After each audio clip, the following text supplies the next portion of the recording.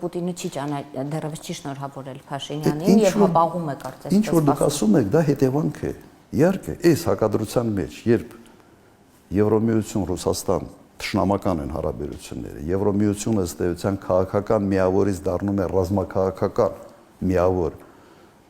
եւ թշնամացած են Ռուսաստանի հետ եւ Հայաստանը մտցնել այդ կոնտեքստի մեջ, սա անպատասխանատվություն է։ Ընտրությունները ինքը շահեց, Հայաստանը դրանից տուժեց եւ սրա հետևանքները ծանր են լինելու հենց առաջերտին հենց իրեն համար, Նիկոլ Փաշինյանի համար, բայց նաեւ հայ ժողովրդի համար։ Պարոն նախագահ, Ռուսաստանը դեռ մայիսից արդեն սկսել է այդ սահմանափակումները մի շարք հայկական արտադրանքների նկատմամբ եւ Փաշինյանն ասում է, ότι Ռուսաստանի սահմանափակումներից հետո Հայաստանի ծաղկի արտադրողը ընկել է ծաղկային դրախտի մեջ։ Ասում է Նիդերլանդների վարչապետն է իրեն զանգել եւ Հայաստանի ծաղիկը հասանելիություն է ստացել ծաղկի վաճառքի աշխարհի ամենամեծ պլատֆորմին, հա։ Իսկ հպականներն էլ ասում են, օրինակ, եթե մեր անտառային գեղեցկուհի տանձի համը ընկնի ճապոնացիների բերանը, նրանք այլ միրգ չեն գնի։ Փաշինյանն ասում է, մենք այնքան կխթանենք դեպի Եվրոպա արտահանումը, որ կարող է Հայաստանում միրգ չմնա եւ մենք Ֆրանսիայից ծիրան խնդրենք հետ բերեն։ Որքանով եք այս ամենը լուրջ համարում։ Նայեք, հերթական հեքիաթներն է, որով փորձում են կերակրել մեր ժողովրդին։ Հերթական հեքիաթներն են։ Մենք շատ ենք կախված Ռուսաստանի շուկայից։ Ինչ ուզում են խոսան եվրոպական շուկայի մասին, եվրոպական շուկան պաշտպանված է արտահանումներից, այլ երկրներից, ներմուծումներից ավելի ճիշտ։ Հիմա սա բան է, այս մարդը այնքան է ստել, որ հիմա հավատալ Նիկոլ Փաշինյանի ասածներին, ուղղակի ինչ ասեմ, միամտությունը մեկ այլ աստիճան է։ Քանի որ խոսքը գնաց այս ծաղիկների մասին, նայեք, Նիդերլանդները իրենք երևի Եվրոպայի ամենից խոշոր ծաղիկ արտահանողներն են եւ իրենք հարթակ են, այսպես ասենք, այդ բիզնեսի համար։ Հիմա կարող են ինչ-որ ցուցադրական մի խումբ ինչ-որ ծաղիկներ, վարդեր տանեն եւ Հոլանդիայից արտահանեն մեկ ուրիշ տեղ։ Բայց դա երբեք չի կարող լուրջ գործոն դառնալ Հայաստանի տնտեսության համար, Հայաստանի գյուղատնտեսության համար եւ ծաղիկ աճեցնողների համար հնարավոր չէ։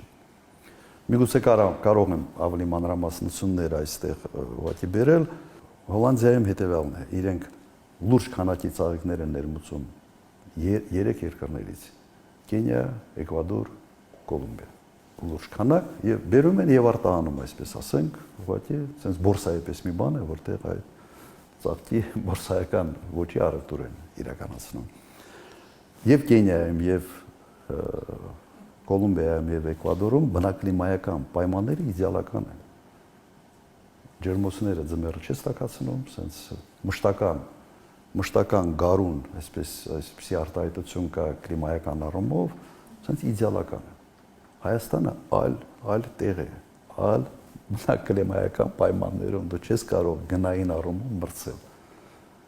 Սա նշանակում է պետությունը անընդհատ պիտի սուբսիդավորի։ Դե խոստացել է փաստած։ Բայց այդքան փող որ դրից։ Եվրոպացիները դա 50 միլիոնը տալիս են։ Ամբողջ գյուղատնտեսությունը դու անընդհատ սուբսիդավորելու ես ամեն մի ծաղիկի համար ինչ որ գումար ես տալու, դու մի հատ տեսնենք հետո դու թոշակներ ինչ գումարով ես տալու,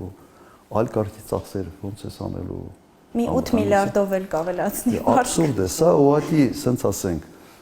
շատ փոքր ծավալների վրա փորձում են հերթական անգամ մարդկանց հանգստացնել, որ խնդրեմ չկա, մենք էս կանենք, այն կանենք եւ այլ։ Եվրոպական շուկան շատ ծանր շուկա է եւ այդ շուկայում տեղավորվելու համար հսկայական ծախսեր են անհրաժեշտ անել հենց առաջերտին Հայաստանում եւ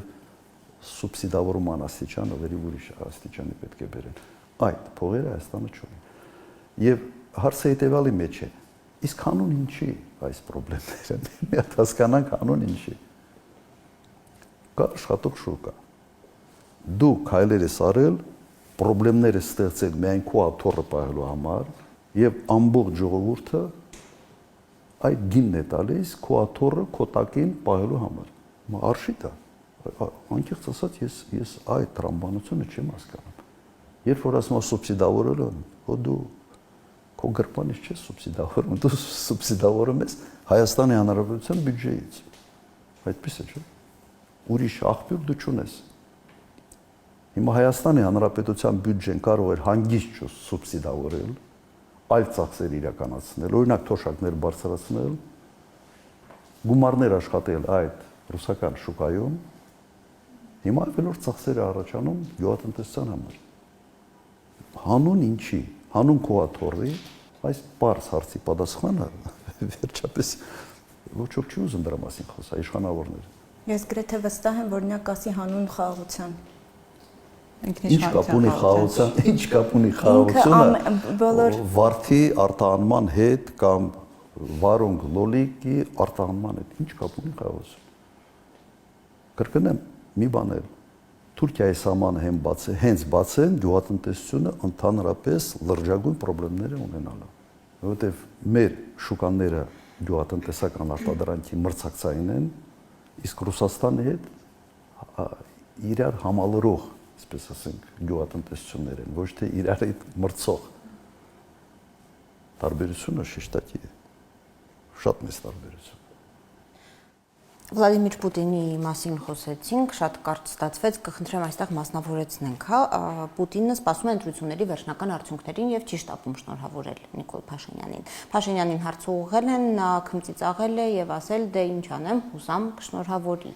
Ձեր քաղաքական կանխատեսումն եմ ուզում խնդրել, ինչ զարգացումների սպասենք այս մասով եւ ընդհանրապես առաջիկա տարիներին, այսինքն ինչ է լինելու ընտրությունները կունենան երկրորդ փուլ, թե չեն ունենա, կգնանք խորհրդարան, կշարունակենք բնականon աշխատել եւս 5 տարի, թե փողոցային պայքար կլինի եւ թե իրավիճակներ։ Ինչ կանխատեսում ունեք քաղաքական ընդհանրապես։ Նայեք, Պուտինի շնորհավորելը, չշնորհավորելը ոչ մի ազդեցություն չի ունենալ։ Հիմա ծնունդը զանգեց շնորհավորեց, 3 ժամ հետո սահմանափակումները շարունակվեցին։ Զուտ քաղաքավարական այսպես զանգը չի նշանակում, որ այդ պետության քաղաքականությունը փոխվելու է։ Պետք է մի բարձ ճշմարտություն մենք ուղղակի գիտակցենք։ Սա մեծ քաղաքականություն է։ Կա Ռուսաստանի պետական շահեր եւ շնորհավոր է, դա չի փոխելու պետական շահերի այդ վեկտորը։ Հայաստանը միշտ դիտվել է որպես բարեկամական երկիր։ Այն ինչ անում է Հայաստանը, այդ շեշտադրումը փոխում է էապես։ Հայ ժողովրդին շարունակելու են դիտել որպես բարեկամ ժողովրդին, այս կառավարությունը դիտելու են որպես ոչ բարեկամական կառավարություն, որտեղ այս կառավարությունը գնում է դեպի Ռուսաստանի թշնամիներին։ Այսօր դա է վիճակը։ Հիմա կարող է 5 տարի հետո պատկերը փոխվի։ Չի երևում, որ 5 տարում կփոխվի, սա կարծում եմ մի հերթական մեծ ցիկլն է։ Ըստ էության Եվրոպայի հետ գնում է սառը պատերազմ, Եվրոմիության հետ, թեժ պատերազմ Ուկրաինայի տարածքում, ընդհանուր առմամբ սառը պատերազմ, եւ այդ սառը պատերազմի ժամանակ Հայաստանը բռնել է ճանապարհ դեպի ինտեգրվելու Ռուսաստանի թշնամիների հետ։ Ոնց կարող է մի հատ շնորհավորանքը փոխել, այդ սխեման պիտի փոխես։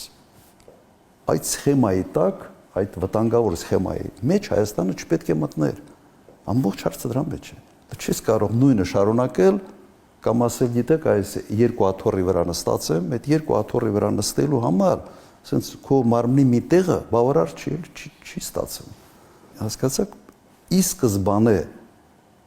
այս իշխանությունը դրել է Հայաստանը բավական պրոբլեմային վիճակի մեջ։ Մենք չպետք է տեղ հայտնվենք։ Մենք պետք է փորձեինք բալանսավորված կոմպլեմենտար քաղաքականություն տանենք։ Բայց ինքը դա արել է մեկ նպատակով, այդ կրկնեմ այդ միտքը։ Լեգիտիմության կամ ընտրություններ ճանաչելու, չճանաչելու կնիքը ասենց տրադիցիոն բանի մոտ է, չէ, արևմուտքի մոտ է։ Իրենք են ճանաչում ընտրությունները օրինական են, օրինական չեն, լեգիտիմ չեն, դրսի ընկալումը այսպեսին է։ Ինքը այդ ընկալումը, այդ կարտ բլանշը կեղծելու համար, ստանալու համար ինքը Հայաստանը մցրեց այդտեղ։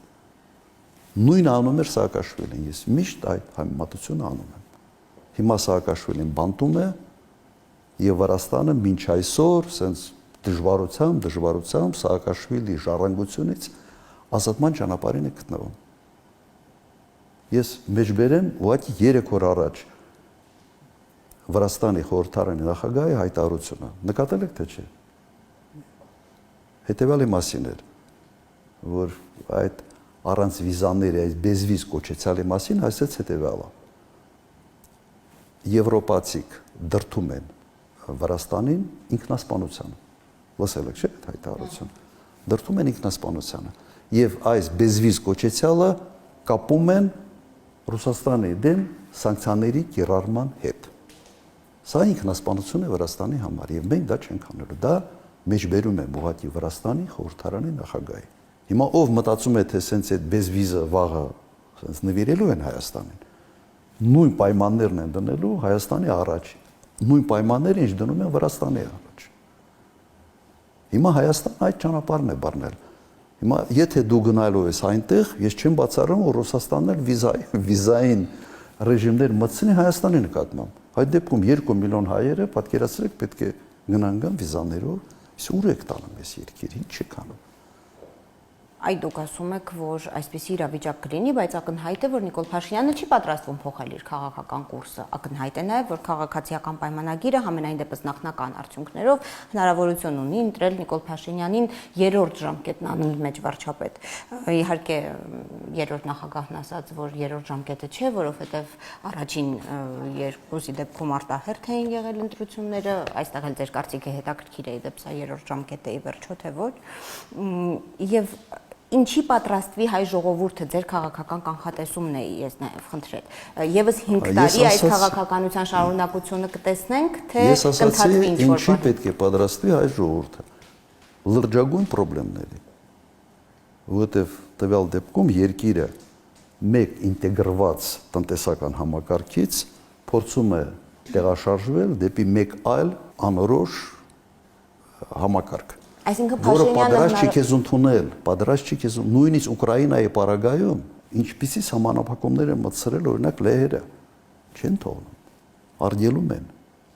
ապրանքների ազատ տեղաշարժը հիմա ուրեմն Հայաստանը մտնում է турբուլենտության մի լուրջ փուլի մեջ անընդհատ լրջագույն տնտեսական հարցեր, տնտեսական խնդիրներ եւ այսպես ասենք սա այս турբուլենտությունը շատ թանկ է նստելու եւ հայ ժողովրդի համար եւ չեմ կարծում որ Նիկոլ Փաշինյանը ի վիճակի է սա մարսել շատ փոքր է ինքը դա մարսելու համար ոչ այդ գիտելիքները ունի ոչ այդ ռեսուրս ազդեցության ունի նաեւ այս ընտրությունները ցույց են տալիս որ այդ ազդեցություն այդ ռեսուրսը դու այլևս չունես կաշառեցիր մարդկանց բյուջեի միջոցներով հետո այդ միջոցները շեշտակի նվազելու են չես կարողանալու այս կաշառելու տեմպը պահել հետո խնդիրները ունենալու դիմելու է Եվրոմիության, ասելու մի քիչ էլ փող տվեք, Զելենսկու պատմությունը սենց ուղղակի ոչ թե պատերազմային վիճակի, այլ տնտեսական, ասենք պատերազմի վիճակի բերել է հայ ժողովրդի գլխին։ Սա է անում այս մարդը։ Ինքը իր տեսակով դուք չեք տեսնում, ինքը պետք է ստեղծի լարվածություն, թշնամություն, իր ոնց որ ապրելու միջավայրն է, թթվածինն է, որը ինքը ապրում է։ Ներողություն եմ խնդրում, բայց ես ոչ թե նկատի ունեի, թե ինչ է ուզում եւ կամ ինչ է անում Փաշինյանը, այլ արդյոք ունենալու է հնարավորություն անելու դա եւս 5 տարի։ Ես հենց դրա մասին եմ ասում, որ չի մարսելու ինքը այս կարգի турբուլենտությունը չի մարսելու եւ ընդդիմությունը իհարկե այս ամենի ֆոնի վրա շատ մեծ հնարավորություն է ունենալու իր հարցը լուծելու։ Վիճակը կտրականապես փոխվում է։ Այսինքն ասենք կիսահղի վիճակում մնալը մի քիչ դժվար է հիմա այդ հղիությունը մի քիչ ուրիշ տեղա տարել չի մարսելու հետ կապված ինչ է այսինքն տեղի ունենալու բան Քոչարյան մենք տեսնում ենք որ Ռուսաստանը ընտրություններից անմիջապես հետո հերթական սահմանափակումներն է իրականացրել եւ իշխանությունը Նիկոլ Փաշինյանը մանևրում է չի ասում հստակ ԵԱՏՄ-ի հետ կապված իր քաղաքականությունը, հապկի հետ կապված ասում է դե գիտություն կընդունենք մենք դա եւ այդքան էլ իրենց չի անհանգստացնում, կշարունակեն էլի անդամավճարները չվճարել, այսինքն կմանևրի կամ չի մարսի որ պահին կամ ինչ հետևանք կունենա դա իր հետ կապված, ոչ թե երկրի հետ կապված, այլ իր հետ ինչ քաղաքականություն կորթեգրեն։ Հասկացա, նայ։ Արդեն դա իրենից կախված չի։ Արդեն իրից կախված չի, ավելի շատ կախված է օրինակ Ռուսաստանի համբերությունից։ Այդ չեն համբերում ոնց որ թե։ Երևում է, որ չեն համբերում, որովհետև իրենք ակնհայտ տեսնում են, որ այն ինչ ինքը միջ այդ արելու, ուղղակի ստել է, խաբել է, ժամանակ է ձգել, նաև ընտրությունների հետ կապված։ Արդեն իրենից չի կախված։ Ինքը այդ տեսանկյունից շատ փոքր է, որ կարողանա այս մեծ տուրբուլենտությանը դիմակայել։ Ասենք դու մտել ես, ես եթե հիշում եք, ասում էի, որ հմուտ նավապետը փոթորիկի ժամանակ նավը բաց ծով չի անում, օկեանոսի կենտրոն չի տանում։ Փորձում է մի հանգիստ ավելի տեղ գտնի եւ սպասի հարվածի տակ չնանելով եւ նավը եւ ազնագազմը։ Ինքը արեց ճիշտ հակառակը։ Ուղղակի արեց ճիշտ հակառակը։ Եվ տվյալ դեպքում ինքը ինչ անելու, շարունակելու է նույնպես։ Հենց Ռուսաստանից սկսել են իրականացնել այն կարգախոսը, իրենք ինչ են ասում են մենք չենք ֆինանսավորելու ձեր ճանապարհը դեպի Եվրոմիություն։ Սա իրենց պետական շահերից չի բխում։ Դու գնում ես թշնամիների ճամփար եւ ինչի պիտի մենք ֆինանսավորենք քո ճանապարհը այնտեղ։ Հիմա կամ պետք է Նիկոլ Փաշինյանը այդ ճանապարհը փոխի, կուրսը փոխի, կոպիտ ասած եղալատ եմ գրել, հիմա շուռ եմ գալիս այստեղ, այդ դեպքում եվրոպացիք համիջապես կհիշեն, թե ոնց որ Վրաստանի հետ եղավ, կսկսեն հիշեցնել, թե այս ճիշտ չես արել, լեգիտիմ չես, այս չես, այն չես, կամ պետք է փորձի եւս այս խաղը տանել։ Խաղ տանելու ռեսուրսը ավարտվել է։ Այն լուֆտը, որով ինքը կարողանում էր խաղալ բոլոր բևեռների հետ, ըստ էության սպառվել է։ Խնդիրը սրա մեջ է։ Հիմա ինքը այդ որ ասում են խորամանկ աղվեսը երկու թաթով անգնում բանի մեջ է, թակարդի մեջ։ Այսպիսի արտահայտություն չկա։ Այդ նույն վիճակում է ինքը իրեն